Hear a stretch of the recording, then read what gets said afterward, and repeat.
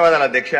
రాష్ట్ర వ్యాప్తంగా ఉన్న సుమారుగా 50 లక్షల మంది వాల్మీకి బోయలను ఎస్టీ జాబితాలో చేర్చాలన్న అంశాన్ని మీ దృష్టికి తీసుకొస్తున్నాను అధ్యక్ష.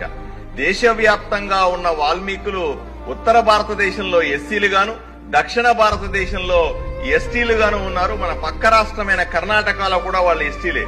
స్వాతంత్రం వచ్చిన తర్వాత 1947లో స్వాతంత్రం వస్తే 1956వ సంవత్సరం వరకు కూడా సుమారుగా 9 సంవత్సరాల పాటు ఎస్టీలుగానే ఉన్న వాల్మీకుల్ని 1956లో అకారణంగా ఏ కారణము చూపించకుండా రాత్రికి రాత్రి వాళ్ళని బీసీలుగా మార్చారు అధ్యక్ష. రాష్ట్రంలో కూడా ప్రాంతీయ విభేదాలున్నాయి. ఉత్తరాంధ్ర గోదావరి జిల్లాల వరకు కూడా వాల్మీకులంతా ఎస్టీలుగా ఉంటే విజయవాడ నుంచి రాయలసీమ ప్రాంతంలో అత్యధికంగా ఉన్నటువంటి వాల్మీకులందరూ కూడా బీసీలుగా పరిగణించబడతా ఉన్నారు. సుమారుగా 60 సంవత్సరాలుగా ఈ పోరాటం జరుగుతా ఉంది. ఎవరు అధికారంలోకి వచ్చినా సరే వాళ్ళని అభ్యర్థించుకుంటున్నాం, వాళ్ళని రిక్వెస్ట్ చేస్తా ఉన్నాం.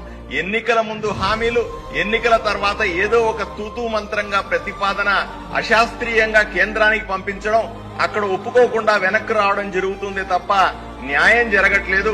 2017 సంవత్సరం డిసెంబర్ 2వ తారీఖున ఇదే శాసనసభ గౌరవ ముఖ్యమంత్రి గారి చంద్రబాబు నాయుడు గారి నాయకత్వంలో తీర్మానం చేసి రాష్ట్ర వ్యాప్తంగా ఉన్న వాల్మీకులను ఎస్టీలుగా చేర్చాలనే ప్రతిపాదన పంపింది.